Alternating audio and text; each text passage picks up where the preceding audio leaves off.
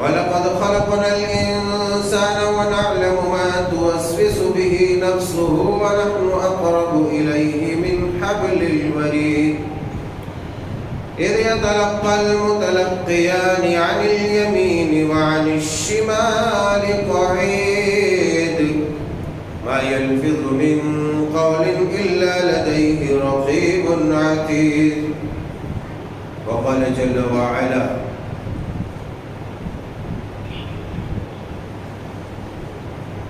وما أرسلناك إلا رحمة للعالمين سبحانك لا علم لنا إلا ما علمتنا إنك أنت العليم الحكيم رب اشرح لي صدري ويسر لي أمري واحلل عقدة من لساني يفقهوا قولي اللهم رب زدني علما ربنا يسر ولا تعسر وتمم بالخير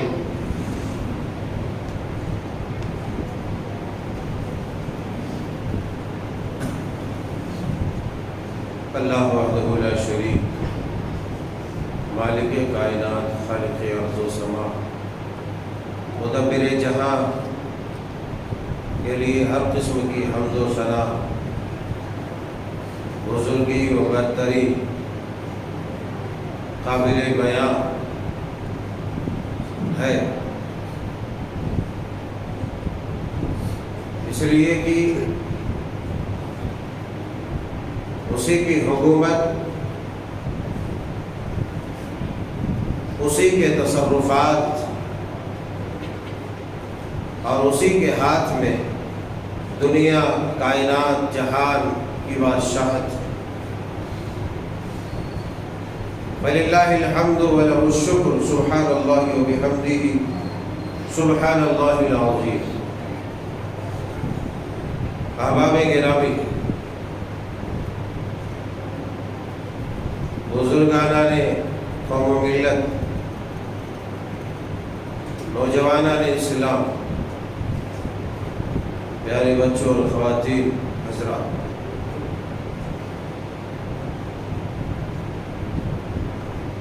گزشتہ خطبے میں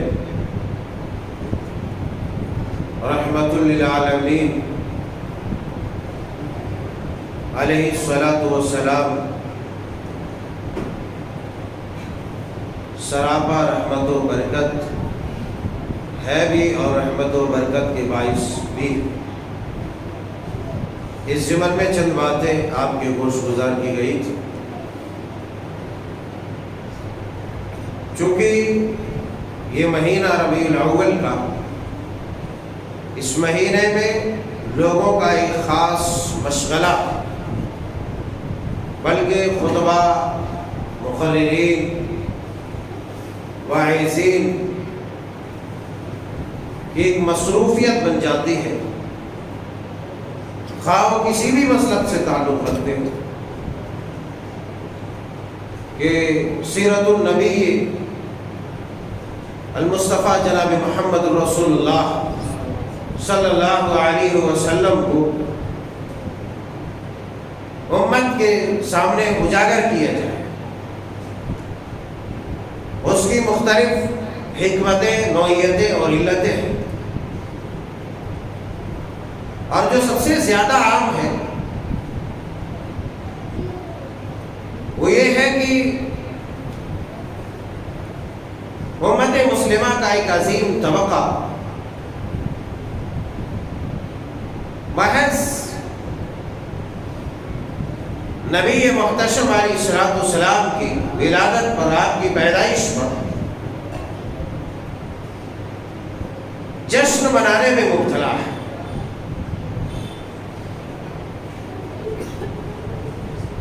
یوں تو جشن میلاد النبی کے متعلق مختلف خطبات میں اسی موسم میں میں نے بہت تفصیل سے ذکر کیا، آج میں تفصیل سے اس میں ذکر نہیں کروں گا۔ میں ادھر لیے چلتا ہوں آپ کو کہ پچھلے خطبے میں آپ کچھ تشنا تھے، پیاسے تھے. میں نے حدیث باب کا ایک قطعہ آپ کے سامنے رکھ کر کے ادھورا چھوڑ دیا کہ نبی علیہ الصلوۃ والسلام چونکہ امام الانبیاء سید المرسلین ہے اور اللہ تبارک و تعالیٰ کا قانون یہ رہا ہے کہ دنیا میں جتنے بھی انبیاء آئے ان تمام کو کچھ نہ کچھ مختلف قسم کے معجزات دیے گئے. دراصل معجزات کہتے ہیں ایسے نوادر واقعات کو، ایسے واقعے کو جو فطرت کے عین خلاف ہو، قدرت اور قانون کے عین خلاف ہو، قانون کے خلاف ہو. فطرت میں ہے کہ انسان ایک بار مر جائے دوبارہ زندہ نہیں ہوتا. یہی قانون الہی، قانون فطرت ہے. مگر بعض دفعہ معجزے کے طور پر اللہ تبارک و تعالیٰ نے کسی مردے کو دوبارہ زندہ کیا. اب اگر آپ اٹھا لیں سیدنا حضرت عزیر علیہ السلام جس کا تذکرہ تیسرے پارے میں موجود ہے سورہ بقرہ میں، وہیں آگے چلتے چلتے آپ تھوڑا اور چلیں گے حضرت ابراہیم علیہ السلام کا مطالبہ، وَإِذْ قَالَ إِبْرَاهِيمُ رَبِّ أَرِنِي كَيْفَ تُحْيِي الْمَوْتَىٰ کہ اللہ تو مردوں کو کیسے زندہ کرتا ہے. اچھا دیکھنا چاہتا ہے، یقین نہیں ہے. کہا کہ یقین تو ہے. قَالَ أَوَلَمْ تُؤْمِنْ قَالَ بَلَىٰ کہا کہ ہاں یقین ہے. پھر معاملہ کیا ہے؟ کہا دراصل دل کی تسکین چاہتا ہوں. اچھا دل کی تسکین چاہتا ہے تو کچھ پرندے پکڑو، اسے ذبح کرو، اس کے سب کچھ نکال دو، خسرے پھسرے ٹکڑے ٹکڑے کر کے مختلف پہاڑوں پہ ڈالو.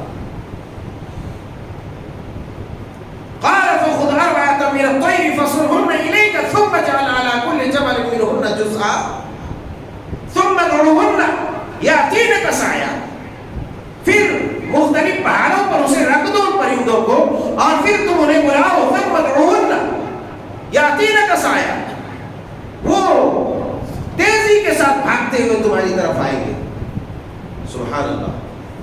وَاعْلَمْ أَنَّ اللَّهَ عَزِيزٌ حَكِيمٌ، جان لو اللہ تبارک و تعالیٰ زبردست حکمت والا ہے.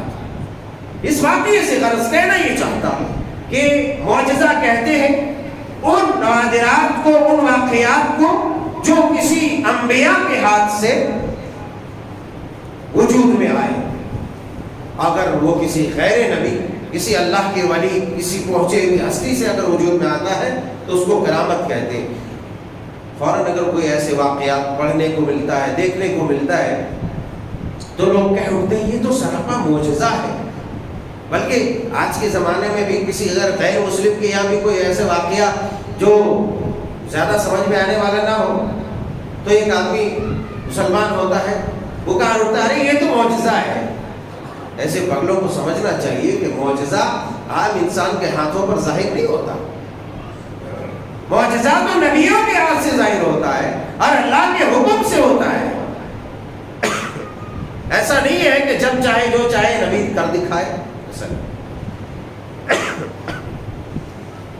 تو ایک معجزہ جو ہے اللہ تبارک تعالیٰ کے حکم سے نبیوں کے ہاتھ میں، اگر کسی اللہ والے کے ہاتھ سے کوئی ایسے واقعات رونما ہو جائے تو اسے کرامت کہتے ہیں. البتہ وہ واقعی اللہ والے ہو، ورنہ آج کل ایک سے ایک شعبدہ باز جادوگر نکلا ہے جو اپنے آپ کو اللہ کے ولی کہلوا لیتے ہیں لوگوں سے، لوگوں کو بیوقوف بنا. بہرحال تو نبی علیہ السلام کو بھی مختلف معجزات دیے گئے اور انہی معجزات میں سے میں نے بتلایا تھا کہ قرآن سب سے بڑا آپ کا معجزہ ہے. عیسیٰ علیہ السلام کو مختلف معجزات دیے گئے تھے جن میں سے مردوں کا زندہ کر دینا ایک معجزے کے تحت تھا، قانون فطرت کے خلاف تھا، مگر یہ اللہ کا یہی حکم تھا.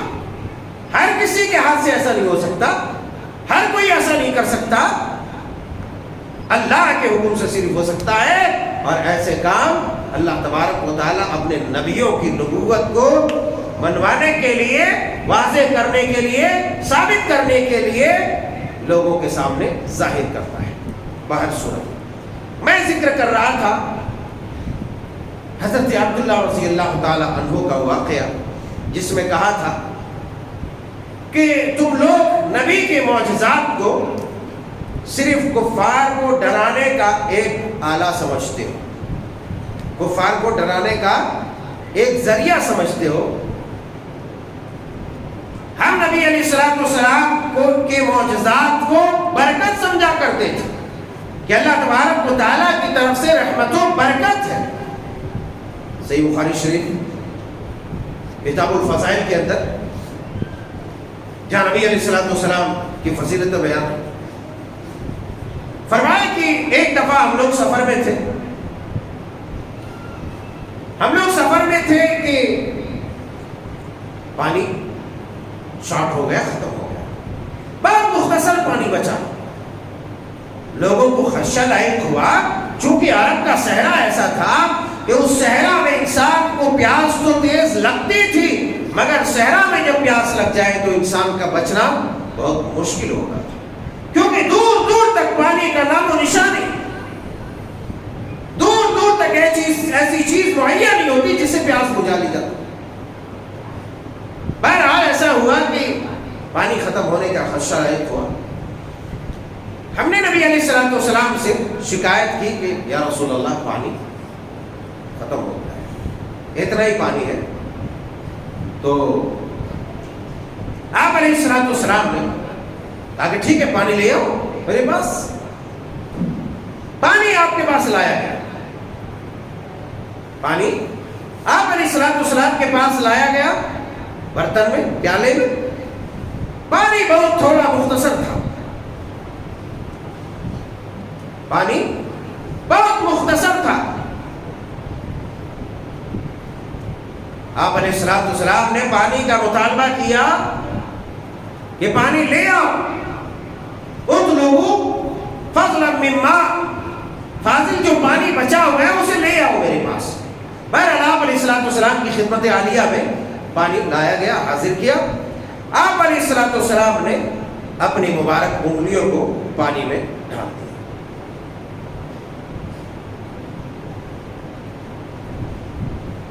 آپ علیہ السلام نے اپنی مبارک انگلیوں کو، ہتھیلی کو، انگلیوں کو پانی میں ڈال دیا اور آپ نے پکارا لوگوں کو، حی علی الطہور، حی علی الطہور، حی علی الطہور المبارک، البرکۃ من اللہ۔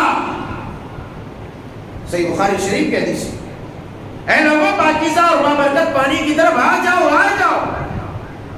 پانی ایک پیالے میں تھا، پانی کٹورے میں تھا، پانی برتن میں تھا، مختصر تھا۔ آپ علیہ السلام کا یہ معجزہ ہے کہ پانی کے برتن میں آپ نے اپنی انگلیوں کو ڈبایا اور صحابہ نے دیکھا کہ آپ کے انگلیوں کے بیچ سے پانی کا فوارہ چشمہ پھوٹ پڑا، اور پھر کثیر تعداد میں لوگوں نے اس پانی کو پیا، وضو کیا۔ سبحان اللہ بحمدہ، سبحان اللہ۔ حدیث مبارکہ کے الفاظ جو وہ قابل غور ہے، حی علی الطہور، حی علی الطہور المبارک، برکۃ من اللہ، کہ لوگوں آ جاؤ، آ جاؤ پاکیزہ اور بابرکت پانی کی طرف۔ برکت اللہ تبارک و تعالیٰ کی طرف سے، برکت اللہ تبارک تعالیٰ کی طرف سے۔ اس لفظ میں غور کرنے کی بات ہے کہ اللہ کے پیارے حبیب علیہ السلام سید المرسلین ہیں، آپ کے ہاتھ سے معجزہ ظاہر ہوا، آپ نے نہیں کیا، آپ نے نہیں کیا، یہ اللہ کے حکم سے ہوا۔ اسی لیے آپ نے کہا کہ اس بابرکت پانی کی طرف آؤ، اور برکت اللہ کی طرف سے ہے، میرے ہاتھ میں کوئی اختیار نہیں ہے، میرے پاس یہ طاقت و قوت نہیں ہے، یہ اللہ تبارک و تعالیٰ کے جانب سے ہے۔ لہذا ان لوگوں کے اور باطل نظریے کا رد ہوتا ہے جو یہ کہتے ہیں کہ سراپا رسول اللہ صلی اللہ علیہ وسلم حاکم مختار کل تھے، آپ کے اختیار میں سب کچھ تھا۔ آپ کے اختیار میں سب کچھ نہیں تھا، اتنا ہی تھا جتنا آپ کو دیا۔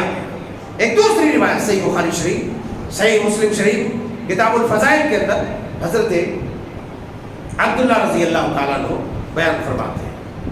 حضرت جابر بن عبداللہ رضی اللہ تعالیٰ عنہ، جابر بن عبداللہ رضی اللہ تعالیٰ عنہ بیان فرماتے ہیں کہ رسول اللہ صلی اللہ علیہ وسلم کے ساتھ ہم لوگ سفر میں تھے.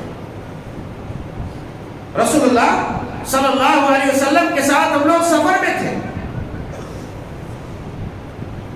وہ سفر جسے صلح حدیبیہ کے نام سے جانتے ہیں، عمرے کے غرض سے مکہ آپ لوگ مدینہ سے گئے تھے 7 ہجری.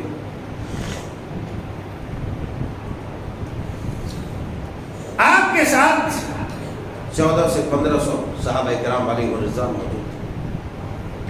پانی کی بڑی قلت تھی، جہاں پڑاؤ ڈالے تھے وہاں پانی نہیں تھا. ایک روایت میں ہے کہ نبی علیہ الصلوۃ والسلام نے پانی دیکھا اور اس پانی میں وضو کرنا شروع کر دیا. بعض صحابہ نے دیکھا یا رسول اللہ پانی بس اتنا ہی ہے جس سے ہمیں وضو کرنا ہے اور پینا ہے. گھبرا گئے. ظاہر سی بات ہے وہ صحرا میں، تپتے ہوئے صحرا میں پانی اگر مختصر ہو اور وہ بھی وضو کے ذریعے سے ختم کر دیا جائے تو پریشان کن بات ہے. صحابہ نے ٹوکتے ہوئے کہا یا رسول اللہ پانی بس اتنا ہی ہے، اسی میں وضو کرنا ہے، اسی میں پینا ہے. اچھا یہ بات ہے، جی یہ بات ہے، آگے ٹھیک ہے. ذرا آپ نے صحابہ کو بلایا. دوسری روایت میں ہے کہ پانی جو مختصر تھا اس کی شکایت کی، اس کی شکایت کی. ایک روایت میں ہے کہ پانی سے آپ وضو کرنے لگے تھے. تو بہرحال پانی کا برتن، پانی کی شکایت کی اور صحابہ کرام علیہ رضوان سے آپ علیہ الصلوۃ والسلام نے طلب کیا. آپ علیہ الصلوۃ والسلام نے اس پانی میں اللہ کا نام لیتے ہوئے اپنی انگلیوں کو رکھا، اپنے ہاتھ کو رکھا. روایتوں میں ہے کہ آپ نے اپنے لعاب مبارک دھوپ اس میں ڈالا، اللہ کا نام لیا، پانی کا فوارہ آپ کی انگلیوں سے چھوٹ پڑا. اس قدر چھوٹ پڑا، اس قدر پانی آیا، اس قدر پانی آیا کہ اللہ اکبر. حضرت جابر بن عبداللہ رضی اللہ تعالیٰ عنہ سے بیان فرماتے ہیں، آپ سے پوچھا گیا، راوی پوچھتے ہیں کہ اچھا یہ بتائیے کہ اس وقت آپ لوگ کتنی تعداد میں تھے؟ صحابہ اکرام میں سب نے پیٹ بھر کر پانی پیا، خوب وضو کیا بہترین طریقے سے. جابر بن عبداللہ رضی اللہ تعالیٰ عنہ سے جب پوچھا گیا کہ اس وقت آپ لوگ کتنے تھے، کہا کہ اگر ہم 1,00,000 بھی ہوتے، ہم 1,00,000 بھی ہوتے تب بھی وہ پانی ختم نہیں ہوتا تھا. اللہ اکبر کبیرہ. اس کے بعد حضرت جابر بن عبداللہ رضی اللہ تعالیٰ عنہ نے بیان فرمایا کہ اس وقت ہم لوگ 1500 لوگ تھے 1,500 کی تعداد میں. ذرا بتائیے، تصور کیجیے وہ نبی کی ذات گرامی کس قدر بابرکت ذات تھی. اللہ تعالیٰ نے کس طریقے سے صحابہ آپ کو رحمت و برکت بنایا تھا کہ لوگ پریشانی میں ہیں، پیاس کی شدت میں ہیں، پانی کی قلت ہے. اللہ اکبر. آپ کے انگلیوں کے بیچ سے پانی کا فوارہ چھوٹتا ہے. 1500 صحابہ اکرام علیہ الرضوان پانی پیتے بھی ہیں اور وضو بھی کرتے ہیں، اپنی ضروریات کے لیے استعمال بھی کرتے ہیں. اللہ اکبر کبیرہ. یہ نبی علیہ الصلوۃ والسلام کا سراپا معجزہ تھا، سراپا معجزہ تھا. صحیح بخاری شریف کتاب الفضائل، کتاب المغازی میں بھی، صحیح مسلم شریف کتاب الفضائل میں سیدنا حضرت انس رضی اللہ تعالی عنہ سے ایک روایت مروی ہے. آپ علیہ الصلوۃ والسلام نے بیان فرمایا، حضرت انس رضی اللہ تعالی عنہ کہتے ہیں ان نبی اللہ صلی اللہ علیہ وسلم واصحابہ بالثورہ.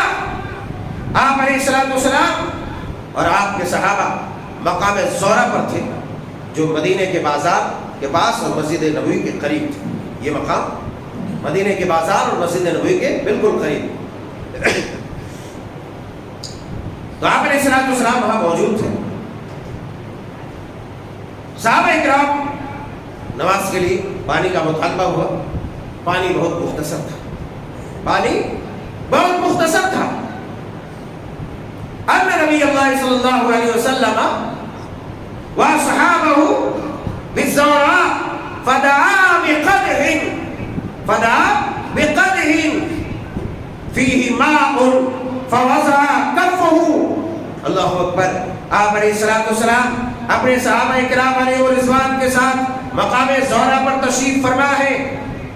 آپ نے پانی کا ایک پیالہ منگوایا. فدعا بقدح فيه ماء، اس میں تھوڑا پانی ہے، اس میں تھوڑا پانی تھا.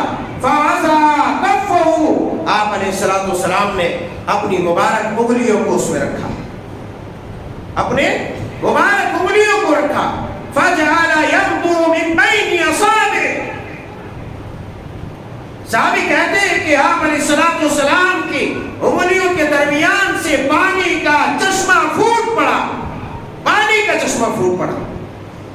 فجعل ينبع من بين اصابعه فتوسع جميع صحابه علیہم الرضوان. صحابی بیان فرماتے ہیں حضرت انس رضی اللہ تعالیٰ عنہ، اس کے بعد کیا ہوا؟ اس کے بعد تمام صحابہ نے جتنے بھی مقام زہرہ میں موجود تھے سب کے سب نے اس پیالے کے پانی سے وضو کیا. اللہ اکبر. حضرت قتادہ کہتے ہیں قال فقلت کم کانوا، آپ لوگ اس وقت کتنی تعداد میں تھے؟ حضرت انس کہتے ہیں كانوا الزهاء 300، كانوا الزهاء 300، کہا کہ اس وقت ہم لوگ 300 کی تعداد میں تھے. اللہ اکبر. 300 کی تعداد میں. اندازہ لگائیے، تصور کیجیے کس طریقے سے آپ سراپا رحمت و برکت تھے. خیر، اس طریقے کے واقعات تو بے شمار اور بہت سارے. میں ایک دو اور واقعات کی طرف آپ کو لے چلوں. یہ واقعات محض واقعات نہیں ہیں، یہ واقعات ہمارے ایمان کو جلا دیتے ہیں. یہ واقعات محدثین نے، امام مسلم نے، امام بخاری نے، دیگر محدثین نے اپنے سنن میں، اپنے مسندوں میں جو ذکر کیا ہے، اس کا واحد سبب یہ تھا کہ امت کو یہ پیغام ملے تم کسی غیرو نتھو خیرو کے امتی نہیں، تم اس نبی کے امتی ہو جس کے ہاتھوں میں رب تعالیٰ نے، جس کی ذات گرامی کو سراپا برکت و رحمت بنا کر کے بھیجا اور دنیا کائنات کے لیے رحمت بنا کر کے بھیجا. وَمَا أَرْسَلْنَاكَ إِلَّا رَحْمَةً لِّلْعَالَمِينَ. ساری کائنات کے لیے رحمت بنا کر کے بھیجا، ساری دنیا کے لیے رحمت بنا کر کے بھیجا، ساری دنیا کے لیے. حضرت انس رضی اللہ تعالیٰ عنہ کی ایک روایت صحیح بخاری شریف کتاب الفضائل کے اندر فرماتے ہیں کہ حضرت ابو طلحہ رضی اللہ تعالیٰ یہ بڑے نامور صحابی رسول ہیں اور ان کی بیوی بھی بڑے نامور شخصیات میں ان کا بھی شمار ہوتا ہے. حضرت ابو طلحہ رضی اللہ تعالیٰ عنہ آئے مسجد نبوی سے گھر اور اپنی بیوی سے کہا کہ ام سلیم، کیا تمہارے پاس کچھ کھانے پینے کی چیز ہے؟ کہا کہ ہاں کھانے پینے کی چیز ہے. بات کیا ہے؟ کہا دراصل دیکھا میں نے اللہ کے پیارے حبیب علیہ السلام کی آواز بہت کمزور تھی اور مجھے ایسا محسوس ہوا کہ آپ کو بڑی شدید بھوک لگی ہے. ظاہر سی بات ہے، آدمی جب بھوکا رہتا ہے تو سامنے والا اسے پہچان جاتا ہے. جب ایک بھوکا انسان بولتا ہے تو پہچاننے میں سامنے والے کو کوئی دشواری نہیں ہوتی. ابو طلحہ نے کہا کہ اللہ کے پیارے حبیب کو میں نے بھوکا دیکھا ہے، محسوس کیا ہے کہ آپ بھوکے ہیں. اللہ اکبر کبیرہ. چنانچہ چند جو کی روٹیاں چند نکالی اور ایک چادر کے اس میں کونے میں باندھ کر کے حضرت ام سلیم رضی اللہ تعالی عنہا نے، ان کے واقعات بھی بڑے عجیب و غریب ہیں. ام سلیم یہ بڑے دلدار خاتون تھی، بڑے سخی اور فیاض، بڑے اللہ کے مہمانوں کی اور اللہ کے بندوں کی قدر کرنے والے اور بڑے لوگوں کو کھلانے والوں میں ان کا شمار ہوتا تھا. ان کے بارے میں آیت کریمہ نازل ہوئی، سورہ حشر میں آیت نازل ہوئی ان کے بارے میں. سبحان اللہ بحمدہ سبحان اللہ. اس قدر عظیم خاتون تھی. کہا کہ چادر میں لپیٹ دیا اس کو، تو کہا دھیرے سے صبح کے لے جاؤ. جا کے دیکھا تو مسجد نبی میں اللہ کے پیارے حبیب علیہ السلام کے ارد گرد لوگ بیٹھے ہوئے. اللہ کے رسول صلی اللہ علیہ وسلم نے دیکھا، کہا انس کدھر سے؟ ابو طلحہ نے بھیجا؟ کہا جی جی ہاں ابو طلحہ نے بھیجا ہے. اچھا کھانا دے کے بھیجا؟ کہا جی جی جی کھانا دے کے بھیجا. کہا کہ دیکھو ابو طلحہ نے تم لوگوں کے لیے کھانا بھیجا ہے, کھانے پر بلایا ہے. اللہ اکبر. چنانچہ حضرت رسول اللہ صلی اللہ علیہ وسلم نے تمام لوگوں کو وہاں سے اٹھایا, صحابہ اکرام کو, اور حضرت ابو طلحہ انصاری رضی اللہ تعالیٰ عنہ کے گھر چلے گئے. حضرت انس کہتے ہیں کہ میں آگے آگے چل رہا تھا. جب ابو طلحہ کے گھر تک پہنچے تو ابو طلحہ نے دیکھا رسول اللہ صلی اللہ علیہ وسلم کی تشریف آوری صحابہ اکرام علیہم الرضوان کے ساتھ ہو رہی ہے. جلدی جلدی بیوی کے پاس ہے. خاتون مسئلہ یہ ہے کہ اللہ کے رسول تشریف فرما ہے اور کھانے کے گھر میں کوئی چیز نہیں ہے کھانے کی. یہاں میں روکے وہ وَمَن يُوقَ شُحَّ نَفْسِهِ فَأُولَٰئِكَ هُمُ الْمُفْلِحُونَ, یہ سورہ حشر کی جو آیت کریمہ نازل ہوئی اس پر میں چند باتیں آپ کو کہنا چاہوں گا. یہ وہی خاتون ہے کہ جب رسول اللہ نے کہا آج ہمارے ایک مہمان کی مہمان نوازی کون کرے گا, ابو طلحہ نے کہا یا رسول اللہ میں. راوی حضرت ابو ہریرہ کا صحیح بخاری کی حدیث ہے, راوی حضرت ابو ہریرہ کہتے ہیں کہ پھر ابو طلحہ کے ساتھ میں ان کے گھر چل لیا. گھر میں گیا, پوچھا انہوں نے کہ کچھ ہے کھانے پینے کا؟ کہا دیکھو کھانے پینے کا تو کچھ نہیں سوائے بچوں کے کھانے کا. تو کہا کہ ٹھیک ہے. بیوی نے کہا, ام سلیم نے کہا دیکھو دلدار بیوی, دیکھو دلدار ہماری بیویاں, ہمارے گھر کی عورتیں دلدار ہیں اپنے لوگوں کے لیے, صرف اپنے قریبی لوگوں کے لیے, اپنے قریبی لوگوں کے لیے. کوئی اور اگر دور کا آ جائے تو ان کا تیور چلتا ہے, ماتھے پہ شکن آتا ہے. افسوس کی بات ہے. سیدنا حضرت ابو ہریرہ رضی اللہ تعالیٰ عنہ روایت بیان فرماتے ہیں کہ ابو طلحہ نے پوچھا ام سلیم سے, کہا کہ بچوں کا کھانا ہے. ہاں ایسا کریں گے بچوں کو آج تھوڑا پہلا پھسلا کر جلدی سلا دیں گے اور یہ مہمان کو کھلا دیں گے کھانا بچوں کا. پھر ایسا کریں گے کہ مہمان کے سامنے آپ جب کھانے بیٹھیں گے میں بازو رہوں گی تو اس وقت دھیرے سے آپ چراغ جو ہے کسی طرح گر جانے کے بہانے چراغ کو گل کر دیجیے گا تاکہ اندھیرا ہو جائے, اور آپ بھی وہ چلاتے رہیے وہاں بیٹھ کے کرتے رہیے تاکہ اس کو سامنے سمجھ میں آئے کہ بھائی کھا رہا ہے انسان اندھیرے میں کھا رہا ہے. ایسا آپ جو ہے ایکٹنگ کرتے رہیے. بہرحال پری پلاننگ کے مطابق وہی کیا گیا. یہ تو کیا حضرت ابو ہریرہ رضی اللہ تعالیٰ عنہ نے کھایا. یہ حضرت ابو ہریرہ وہی صحابی ہے جو کئی دنوں تک بھوکے مسجد نبوی میں پڑے رہتے تھے صرف نبی کی حدیث سننے کے لیے. یہی وجہ ہے کہ سب سے زیادہ صحابہ میں حدیثوں کو بیان کرنے والے حضرت ابو ہریرہ رضی اللہ تعالیٰ. علم ایسے ہی حاصل نہیں ہوتا ہے, علم کے لیے بھوکا تڑپنا پڑتا ہے, پیٹ میں چوہا کودتا ہے, درسگاہوں میں بیٹھنا پڑتا ہے, تب علم ملتا ہے. اشائشوں میں پڑھ کر کے کہیں کوئی علم حاصل کر نہیں ہوگا. علم ایسی چیز نہیں ہے. بہرحال قصہ مختصر, سیدنا حضرت ابو ہریرہ رضی اللہ تعالیٰ عنہ نے کھایا. ابو طلحہ اور ام سلیم نے خاطرداری کی. ادھر صبح ہوئی, رسول اللہ صلی اللہ علیہ وسلم نے بشارت سنایا, اے ابو طلحہ کے گھر والوں خوش ہو جاؤ, خوش ہو جاؤ, تمہاری شان میں رب تعالیٰ نے آسمان سے آیت نازل فرما دی ہے, وَمَن يُوقَ شُحَّ نَفْسِهِ فَأُولَٰئِكَ هُمُ الْمُفْلِحُونَ. جو اپنے نفس سے زیادہ دوسروں کو ترجیح دیتا ہے, یہ صحابہ کی خصوصیات اور صحابیات کی خصوصیات تھی. لہذا اچانک آنے والے مہمان سے گھبراؤ مت, وہ اپنی روزی لے کے بھی آتا ہے اور برکت بھی لے کے آتا ہے. اللہ تمہارا ذکر کرے گا ساتوں آسمان کے اوپر اپنے معزز فرشتوں. باہر سورت حضرت انس رضی اللہ تعالیٰ عنہ کہتے ہیں پہنچ گئے رسول اللہ صلی اللہ علیہ وسلم صحابہ کو لے کر کے پہنچ گئے. دیکھا گھبرا گیا کہ بھئی اب کیا کھلائے. ام سلیم نے کہا اللہ جانے اور اس کے رسول جانے, ہم کیا جانے. کیا کہا؟ ظاہر سی بات ہے رسول اللہ نے اگر صحابہ بلا کے تو کچھ حکمتیں ہوں گی, تاکہ اللہ جانے رسول اللہ جانے, ہم کیا جانے. بہرحال اس کے بعد روٹی منگائی گئی. خلاف کہاں روٹی ہے, روٹی چھپا کے رکھے.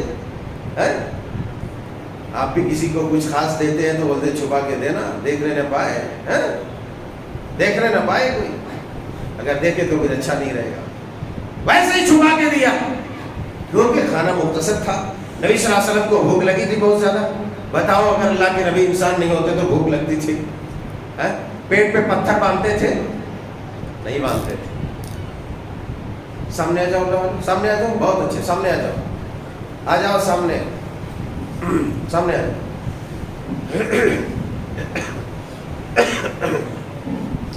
تو ہوا یوں کہ وہ روٹی منگائی گئی، اس کے بعد روٹی توڑی گئی، جو کی روٹی توڑی گئی، اور پھر ام سلیم نے حضرت ابو طلحہ گھبرا گئے تو اللہ کے رسول صلی اللہ علیہ وسلم نے فرمایا ہلم ہلم لیا ان اللہ سيجعل البرکہ سيجعل فيه البرکہ، لے آؤ جو بھی کچھ تمہارے پاس ہے اس میں اللہ تعالیٰ برکت ڈالے گا. ادھر آپ اندر تشریف لے گئے، ام سلیم سے کہا ہلمی یا ام سلیم، ہلمی یا ام سلیم، جو بھی تمہارے پاس ہے، ما عندک، جو بھی تمہارے پاس ہے سب کے سب لے آؤ. بہرحال روٹی لا کے توڑ دی گئی اور اوپر سے ام سلیم نے گھی ڈال دیا. پھر راوی بیان فرماتے ہیں کہ وہ بالکل سالن کی طرح ہو گیا. سب ظاہر سی بات ہے، اگر ملا دے لت پت کر دے تو سالن کی طرح ہو جائے گا. پھر کہتے ہیں کہ آپ علیہ الصلوۃ والسلام نے، مسلم کی ایک روایت میں ہے، آپ علیہ الصلوۃ والسلام نے اس پر ہاتھ رکھ کے کچھ پڑھا. پھر دوسری روایت میں ہے مسلم ہی کی کہ آپ علیہ الصلوۃ والسلام نے اس پر دعا کی اور پھر بلایا لوگوں کو، کہا کہ ایدن ایدن ایدن لیاشرہ، 10 لوگوں کو بلاؤ، 10 لوگوں کو بلاؤ. لہٰذا 10 آدمی کو، گھر میں کوئی محل نہیں تھا، گھر تھا چھوٹا موٹا، بلایا 10 آدمی کو بٹھا کے کھلایا. راوی بیان کہتے ہیں 10 آدمیوں نے سیر ہو کر کے کھایا، پیٹ بھر کر کے کھایا، یہاں تک کہ تعداد میں 70 یا 80 لوگوں نے کھایا 10 کر کے. پھر رسول اللہ صلی اللہ علیہ وسلم نے بھی کھایا اور پھر گھر والوں نے کھایا.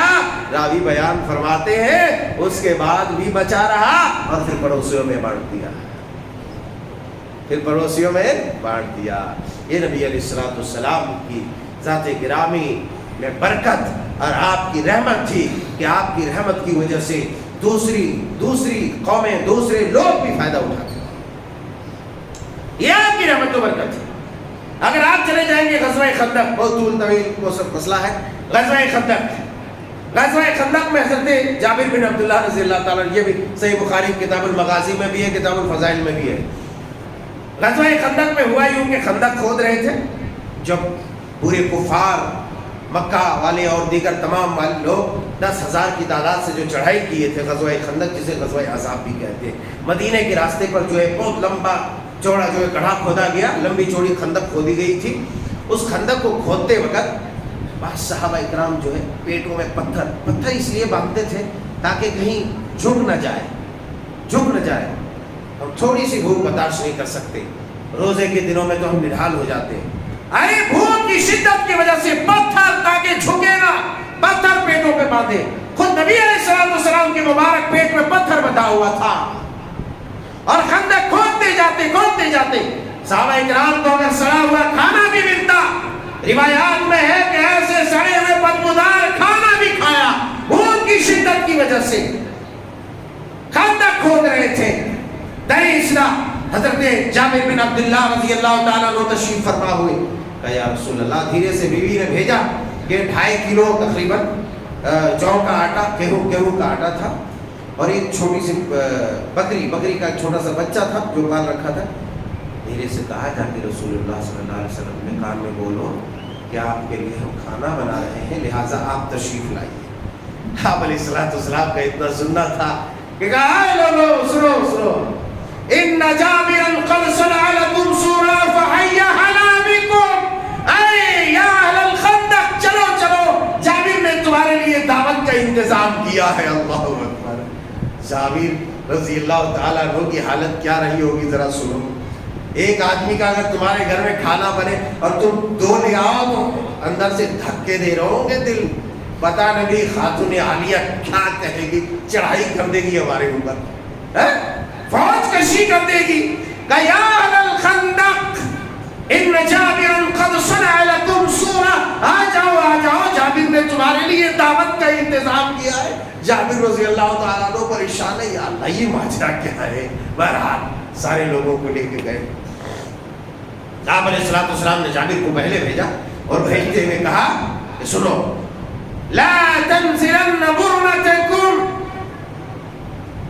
فلا تخبزن عجینتکم. سنو ایک بات سنو، جا رہے ہو نا، ٹھیک ہے، کھانا تیار کر رہے ہو، جب تک میں نہ آؤں اپنے ہانڈی کو چولہے سے اتارنا نہیں اور روٹی پکانا شروع نہیں کرنا. پھر آپ علیہ الصلوۃ والسلام تشریف لے گئے. کتنے لوگوں کے ساتھ؟ زیادہ نہیں، 1000 لوگوں کے ساتھ. زیادہ نہیں، 1000 لوگوں کے ساتھ لے کے چلے گئے. جابر نے جا کے بیوی کو کہا، خاتون یہ دیکھو رسول اللہ صلی اللہ علیہ وسلم. ہاں ہاں تمہیں ہی پتا چلے گا، تم ہی ذلیل ہو گئے لوگوں کے سامنے. کیا کہا بیوی نے؟ ارے تم ہی رسوا ہو گئے رسول اللہ کے سامنے.